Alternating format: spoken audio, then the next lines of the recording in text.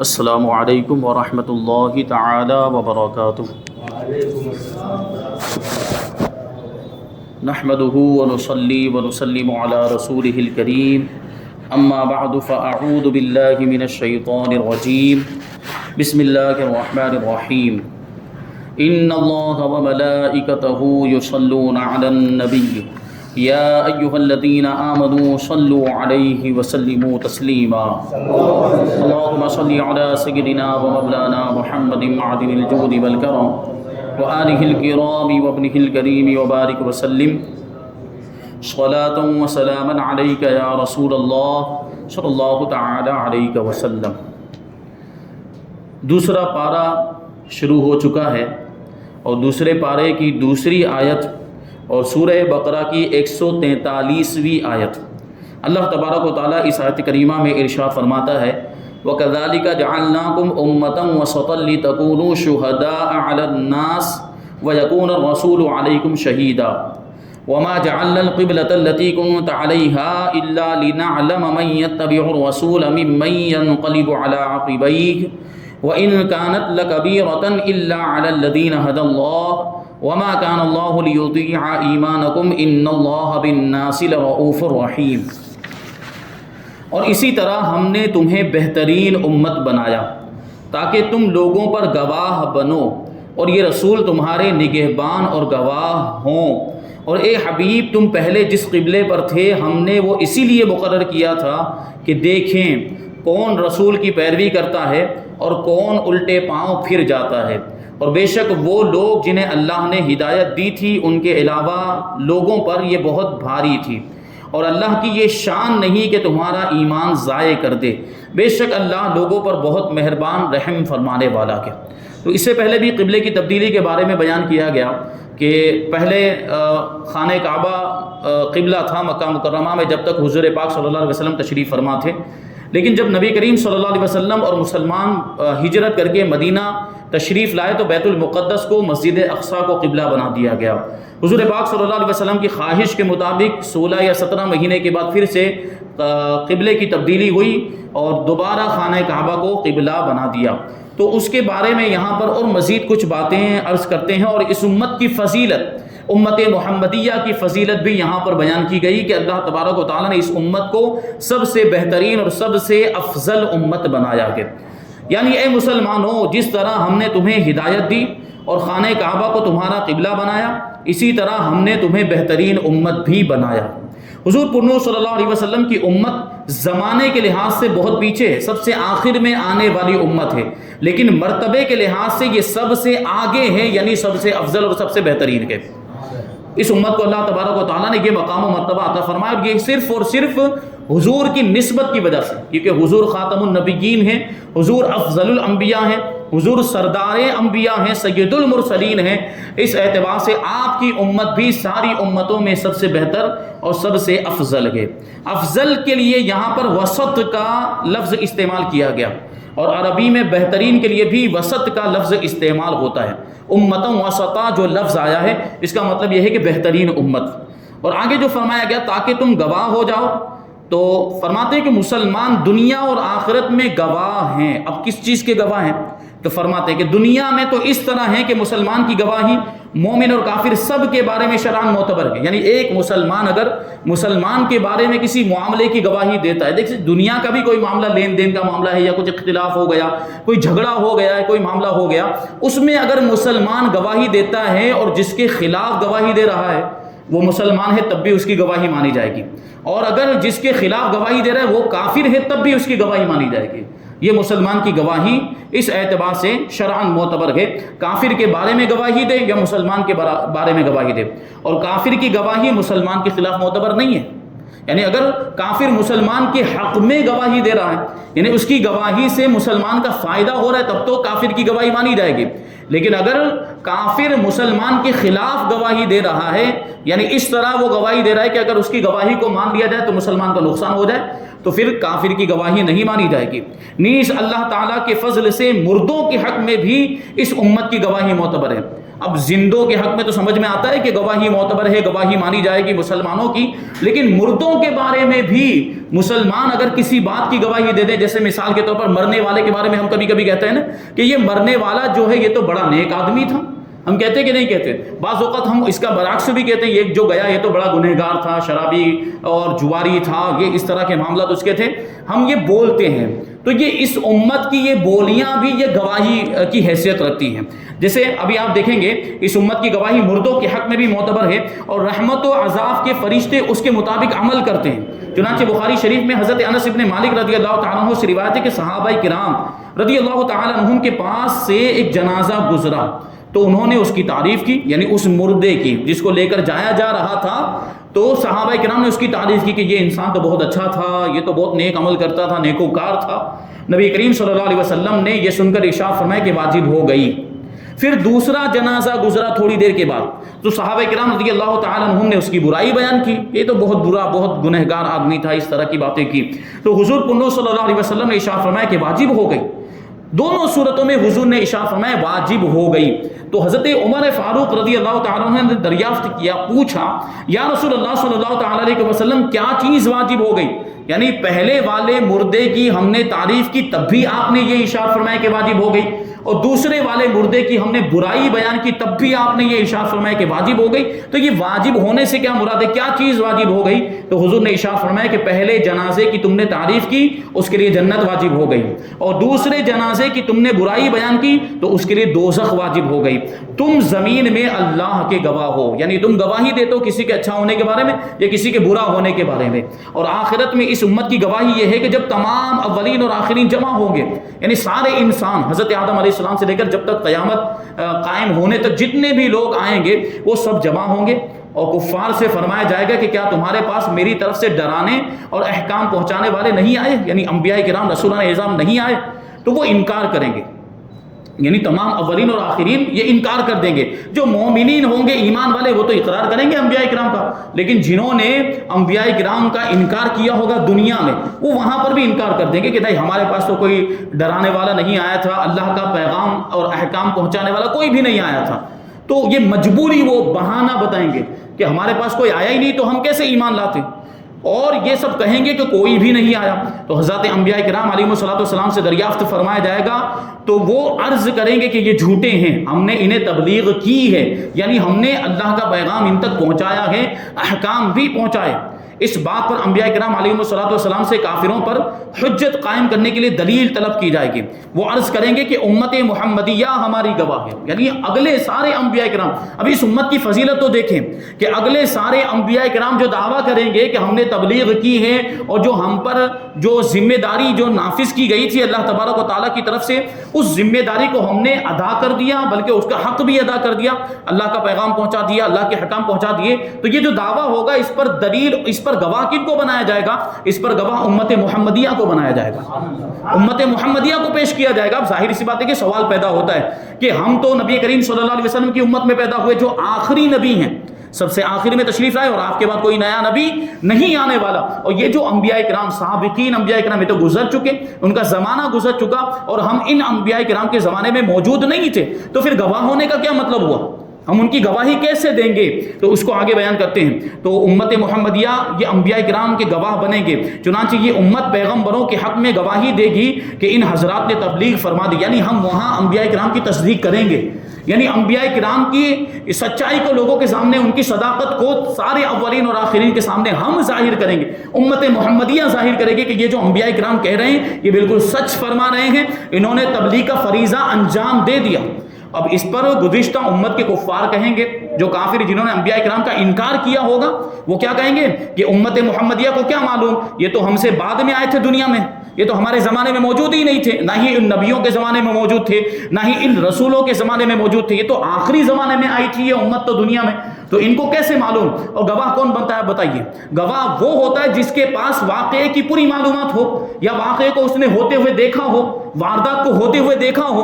تو اس امت کو گواہ کیوں بنایا جائے گا؟ اور یہ امت گواہ کیسے بنے گی؟ تو جب یہ کفار کہیں گے کہ یہ امت کیسے گواہ بن سکتی، یہ تو بعد میں آئے تھے. چنانچہ امت محمدیہ سے پوچھا جائے گا کہ تم کیسے جانتے ہو کہ یہ انبیاء کرام سچے ہیں اور یہ جو کچھ بھی دعویٰ کر رہے ہیں یہ دعویٰ ان کا سچا ہے؟ تو یہ ساری جو امت ہے، امت محمدیہ، یہ سب لوگ عرض کریں گے رب کی بارگاہ میں، اے پروردگار عالم، تو نے ہماری طرف اپنے رسول محمد مصطفیٰ صلی اللہ علیہ وسلم کو بھیجا، قرآن پاک نازل فرمایا، اور ان کے ذریعے سے ہم قطعی اور یقینی طور پر جانتے ہیں کہ حضرات انبیاء کرام علیہ السلام نے کامل طریقے سے تبلیغ کا جو فریضہ ہے وہ ادا کر دیا. پھر سید الانبیاء صلی اللہ علیہ وسلم سے آپ کی امت کے بارے میں پوچھا جائے گا تو حضور پنو صلی اللہ علیہ وسلم پوری امت کی تصدیق فرمائیں گے اور ان کے دعوے کی صداقت کو ظاہر فرمائیں گے. تو یہ بات دیکھیں، اس طور پر امت محمدیہ کو گواہ بنایا جائے گا، اور امت محمدیہ دلیل کے طور پر قرآن کو پیش کریں گے اور حضور پاک صلی اللہ علیہ وسلم کی حدیثوں کو پیش کریں گے. اور ہمارا تو معاملہ یہ ہے نا کہ جو چیز قرآن میں آ گئی تو ہم آنکھیں بند کر کے اس کو مان لیا کرتے ہیں، اور جو حضور پاک صلی اللہ علیہ وسلم کی حدیث میں آ گئی، جو بات حضور نے ارشاد فرما دی، پھر ہم اس کو بھی تسلیم کر لیا کرتے ہیں. تو قرآن میں نبیوں کا تذکرہ موجود ہے، احادیث کے اندر نبیوں کا تذکرہ موجود ہے، اور یہ ساری باتیں لکھی ہوئی ہے کہ نبی کبھی بھی اپنے فریضے میں، اپنی ذمہ داری میں کوتاہی کر ہی نہیں سکتا. جو ذمہ داری نبی کو اللہ تبارک و تعالیٰ کی طرف سے دی گئی ہے وہ ذمہ داری وہ پورے طور پر ادا کرتا ہے. تو یہ تو ہمارا عقیدہ ہے کہ انبیاء کرام نے جو تبلیغ کا فریضہ تھا اس کا حق ادا کر دیا. اللہ تبارک و تعالیٰ نے جو پیغام پہنچانے کے لیے کہا تھا، جو احکام پہنچانے کے لیے کہا تھا ان کو، انہوں نے وہ سب کچھ ادا کر دیا، پیغام بھی پہنچا دیا اور احکام بھی پہنچا دیے. یہاں یہ بات یاد رہے کہ یہ تمام گواہیاں امت کے صالحین یعنی نیک لوگ اور اہل صدق حضرات کے ساتھ خاص ہیں، سچ بولنے والے حضرات کے ساتھ خاص ہے، یعنی وہ نیک لوگ، متقی پرہیزگار لوگ جو اپنی زبان کی حفاظت کرتے ہیں. ظاہر سی بات، یہ گواہی کوئی معمولی گواہی نہیں ہے. انبیاء کرام کی حق میں گواہی دینی، انبیاء کرام کا مرتبہ کتنا بلند و بالا. سارے انسانوں میں سب سے افضل اگر کوئی جماعت ہے تو وہ انبیاء کرام کی جماعت ہے. اور ہم سوچیں، اپنے آپ پر غور کریں تو ظاہر سی بات ان کی حق میں گواہی دینی ہے، تو پھر وہ گواہی دینے والا بھی کیسا ہونا چاہیے؟ تو یہاں عام لوگ مراد نہیں بلکہ وہ لوگ مراد ہیں امت محمدیہ کے جو نیک ہیں، متقی پرہیزگار ہیں، اپنی زبان کی حفاظت کرتے ہیں. اور ان کے معتبر ہونے کے لیے زبان کی نگہداشت یعنی زبان کی حفاظت شرط ہے. جو لوگ زبان کی احتیاط نہیں کرتے اور بے جا خلاف شرع کلمات ان کی زبان سے نکلتے ہیں، گالی گلوچ کرتے ہیں، بے حیائی کی باتیں کرتے ہیں، بدگوئی کرتے ہیں، فحش کلامی کرتے ہیں، تو ایسے لوگوں کو گواہ نہیں بنایا جائے گا. یہ تو ان کی زبان تو گندی ہو گئی ہے نا، اتنی غلط باتیں کر کے اور بے جا بیکار کی اور بے حیائی والی، بے شرمی والی باتیں. تو پھر انبیاء کرام کے حق میں ان کو کیسے گواہ بنایا جائے؟ وہ کتنی پاک ذاتیں ہیں انبیاء کرام کی، تو ایسے لوگوں کو ان کے لیے کیسے گواہ بنایا جائے گا؟ تو گواہ کون بنیں گے؟ جو اپنی زبانوں کی حفاظت کرتے ہیں. تو اگر ہم چاہتے ہیں کہ ہمیں بھی انبیاء کرام کے لیے گواہ بنایا جائے، ان کے حق میں گواہی دینے والے ہم بن جائیں، تو ہمیں اپنی زبان کی حفاظت کرنی چاہیے. تو یہ ہوتا ہے، ہم اپنی جو بیجا خلاف شرع کلمات اپنی زبان سے نکالتے ہیں اور ناحق لعنت کرتے رہتے ہیں. صحیح حدیثوں کے مطابق روز قیامت نہ وہ شفاعت کریں گے نہ وہ گواہ ہوں گے. جو بے حیائی کی باتیں کرتے ہیں، برے کلمات اپنی زبان سے نکالتے ہیں، وہ گواہ نہیں بنائے جائیں گے. آگے جو یہ ارشاد فرمایا گیا کہ رسول بھی تم پر گواہ ہوں گے، یعنی تم گواہ بن جاؤ گے اور رسول تم پر گواہ ہو جائیں گے. تو اس کا کیا مطلب؟ علامہ اسماعیل حقی رحمۃ اللہ تعالی علیہ فرماتے ہیں کہ حضور پر نور صلی اللہ علیہ وسلم کی گواہی یہ ہے کہ آپ ہر ایک کے دینی رتبے اور اس کے دین کی حقیقت پر مطلع ہیں. اور صرف امت محمدیہ نہیں بلکہ سارے انسانوں کے دینی اور مذہبی رتبے کو جانتے ہیں کہ کون دین کے اعتبار سے، مذہب کے اعتبار سے کس مرتبے تک پہنچا ہوا ہے، کس درجے تک پہنچا ہوا ہے، اور کس کے دین کی حقیقت کیا ہے. ساری باتوں کو نبی کریم صلی اللہ علیہ وسلم جانتے ہیں. آپ صلی اللہ علیہ وسلم اس چیز سے بھی واقف ہیں جو کسی کا دینی رتبہ بڑھنے میں رکاوٹ ہے. آپ صلی اللہ علیہ وسلم کو لوگوں کے گناہ بھی معلوم ہے، لوگوں کے اعمال بھی معلوم، کون کتنا نیکوکار ہے، کون کتنا بڑا گنہگار ہے، یہ سب حضور پاک صلی اللہ علیہ وسلم جانتے ہیں. اللہ تبارک و تعالیٰ نے ساری چیزوں کا علم حضور پاک صلی اللہ علیہ وسلم کو عطا فرمایا. آپ صلی اللہ علیہ وسلم ان کے ایمان کی حقیقت، اعمال، نیکیاں، برائیاں، اخلاص اور نفاق وغیرہ نور حق سے جانتے ہیں. یعنی اللہ تبارک و تعالیٰ نے آپ کو جو نور عطا فرمایا، اسی نور کی روشنی سے آپ سارے انسانوں کے اعمال کو، برائیوں کو، نیکیوں کو، سب کو جانتے ہیں. تو اب کیا ہوگا؟ حضور پاک صلی اللہ علیہ وسلم کو گواہ بنایا جائے گا پوری انسانیت پر، سارے اولین اور آخرین پر حضور پاک صلی اللہ علیہ وسلم کو گواہ بنا دیا جائے گا. یعنی وہاں پر کسی کو انکار کرنے کی گنجائش ہی نہیں رہے گی. اگر کوئی انکار کرے گا کہ میں نے تو ایسا کیا ہی نہیں، میں نے تو غلط کام کیا ہی نہیں، میں نے تو گناہ کے کام نہیں کیے، حضور پاک صلی اللہ علیہ وسلم کو سامنے پیش کر دیا جائے گا اور حضور پاک صلی اللہ علیہ وسلم گواہی دیں گے کہ میں گواہ ہوں کہ اس نے یہ برائی کا کام کیا. اور اگر نیکی کا معاملہ ہوگا تو وہاں پر بھی حضور کو گواہ کے طور پر پیش کیا جائے گا. ایسا ہی کلام شاہ عبد العزیز محدث دہلوی رحمۃ اللہ تعالی علیہ نے اپنی تفسیر فتح العزیز میں بھی ذکر فرمایا. یاد رہے کہ ہر نبی کو ان کی امت کے اعمال پر مطلع کیا جاتا ہے تاکہ روز قیامت ان پر گواہی دے سکیں. اور چونکہ ہمارے نبی کریم صلی اللہ علیہ وسلم کی شہادت اور گواہی یہ سب امتوں کو عام ہے، آپ کی گواہی ساری امتوں کے لیے ہے، اس لیے حضور اقدس صلی اللہ علیہ وسلم تمام امتوں کے احوال پر مطلع ہیں. یعنی صرف اپنی امت کی خبر نہیں رکھتے بلکہ سارے انبیاء کرام اور رسولان اعظام کی امتوں کے اعمال کی خبر حضور پاک صلی اللہ علیہ وسلم کو ہے اور سب کے گواہ ہیں.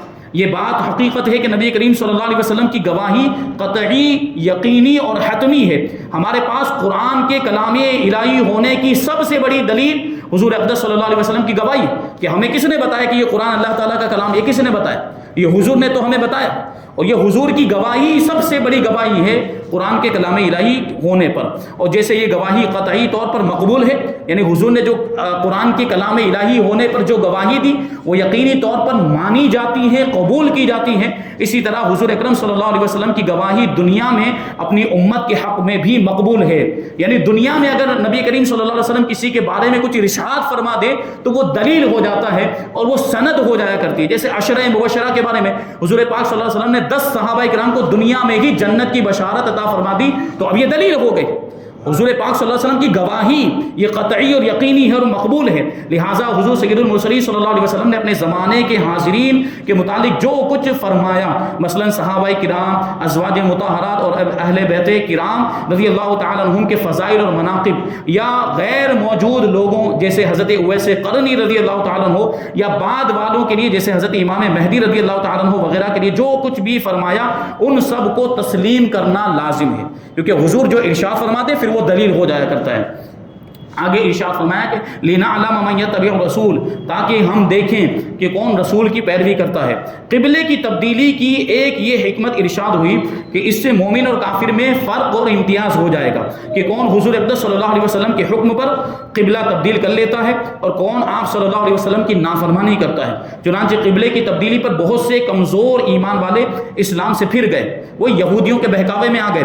اور جب یہودیوں نے یہ بات کہی تھی نا کہ یہ محمد صلی اللہ علیہ وسلم کا معاملہ تو بڑا تردد والا ہے، بڑا شک والا ہے کہ کبھی اس کو قبلہ بنا لیتے ہیں، کبھی اس کو قبلہ بنا لیتے ہیں، تو ان کے ذہن میں یہ باتیں ڈالی گئی. جو کمزور ایمان والے تھے تو وہ پھر اسلام سے پھر گئے، وہ مرتد ہو گئے. اور منافقین نے بھی اسلام پر اعتراضات کرنے شروع کر دیے کہ یہ کیا بار بار قبلہ بدلتا رہتا ہے. لیکن جو پختہ ایمان والے تھے وہ اسلام پر قائم رہے، کیونکہ ان کے لیے تو حضور پاک صلی اللہ علیہ وسلم کا ارشاد ہی دلیل، حضور کی ذات ہی دلیل، حضور کا فعل، حضور کا عمل ہی دلیل. کہ حضور پاک صلی اللہ علیہ وسلم نے پہلے خانہ کعبہ کو قبلہ بنایا تو صحابہ نے بھی اس کو قبلہ بنا لیا. پھر حضور نے جب بیت المقدس کو قبلہ بنایا تو صحابہ نے بھی بنا لیا. اور جب حضور نے پھر خانہ کعبہ کو قبلہ بنایا تو پھر صحابہ کرام خانہ کعبہ کی طرف رخ کر کے عبادت کرنے لگے. ان کے لیے جو مرکز ہے، جو سینٹر ہے، جو یوں سمجھے محور ہے، وہ حضور پاک صلی اللہ علیہ وسلم کی ذات. صحابہ کرام بس یہی دیکھتے تھے کہ حضور کیا ارشاد فرماتے ہیں. حضور جو بھی ارشاد فرماتے تھے صحابہ کرام فوراً اس پر عمل کرنے لگ جاتے تھے. یہ صحابہ کرام کا جذبہ تھا. اور آگے دیکھیں کہ یہ اگرچہ یہ تبدیلی بڑی گراں ہے، یہ قبلے کی جو تبدیلی ہے یہ کامل الایمان، مکمل ایمان والے لوگوں نے تو بڑی خوش دلی سے اس کو قبول کر لیا. قبلے کی تبدیلی کو صحابہ کرام نے قبول کر لیا. لیکن منافقین پر یہ تبدیلی بہت گراں گزری، یعنی ان کو بھاری لگی. منافقین کے دل میں تو ایمان تھا ہی نہیں، ان کے معاملات ہی ایسے ہوتے تھے، تو منافقین کے لیے تو یہ بڑی بھاری تھی. لیکن جو ایمان والے تھے ان کا مطمع نظر تو حضور پاک صلی اللہ علیہ وسلم کی رضا جوئی اور حضور کی خوشنودی تھا. وہ حضور پاک صلی اللہ علیہ وسلم کو ہمیشہ راضی رکھنے کی کوشش کرتے تھے اور یہ دیکھتے تھے کہ حضور کس میں راضی ہوں گے. حضور جو بھی ارشاد فرماتے تھے، جو بھی حکم ہوتا تھا، وہ اس پر صحابہ کرام عمل کرنے لگ جاتے تھے. تو یہ جو ہے ابھی اس آیت کریمہ کی تفسیر جو ہے کہ تھوڑی سی بیان ہوئی، اور جو ہے کہ جو منافقین کا تذکرہ آیا یہاں پر، تو منافقین کے تعلق سے ابھی کچھ باتیں عرض کریں گے کہ منافقت کی علامت کیا ہوتی ہے. نفاق کے بارے میں بار بار یہ چیز آ چکی ہے کہ وہ اپنے آپ کو مسلمان ظاہر کرتے تھے منافقین، لیکن اندر سے کافر تھے، ان کے دل میں ایمان نہیں تھا. تو یہ منافقین. پھر یہ قبلے کی تبدیلی کے تعلق سے ایک اور چیز بہت ہی اہم، اب ہمارے ذہن میں یہ بات آتی ہے نا کہ پہلے بیت المقدس کی طرف 16 یا 17 مہینے تک حضور پاک صلی اللہ علیہ وسلم نے رک کر کے نماز پڑھی، صحابہ کرام نے بھی نماز پڑھی، اور پھر حضور پاک صلی اللہ علیہ وسلم نے خانہ کعبہ کی طرف رک کر کے نمازیں پڑھی. تو اب سوال یہ پیدا ہوتا ہے کہ چلیے خانہ کعبہ کو قبلہ بنا دیا گیا، تو جن لوگوں نے بیت المقدس کی طرف رک کر کے نمازیں پڑھی تھی ان نمازوں کا کیا؟ وہ نمازیں ہوئی کہ نہیں ہوئی؟ اور اگر کچھ ایسے لوگ جو بیت المقدس کی طرف رک کر کے پہلے نماز پڑھتے تھے اور اسی زمانے میں ان کا انتقال ہو گیا، مسلمان ایمان والے، تو ان کی نمازوں کا کیا وہ بیت المقدس کی طرف رک کر کے جو انہوں نے نمازیں پڑھی تھی وہ نمازیں مقبول ہوئی کہ نہیں ہوئی؟ یہ ساری باتیں انشاءاللہ تبارک و تعالیٰ آگے شامل کی جائیں گی. اللہ تبارک و تعالیٰ کی بارگاہ میں دعا ہے کہ جو کچھ بھی بیان ہوا اس پر ہم سب کو عمل کرنے کی توفیق عطا فرمائے، اور نور قرآن سے ہم سب کے دلوں کو روشن اور منور فرمائے. وما علینا الا البلاغ.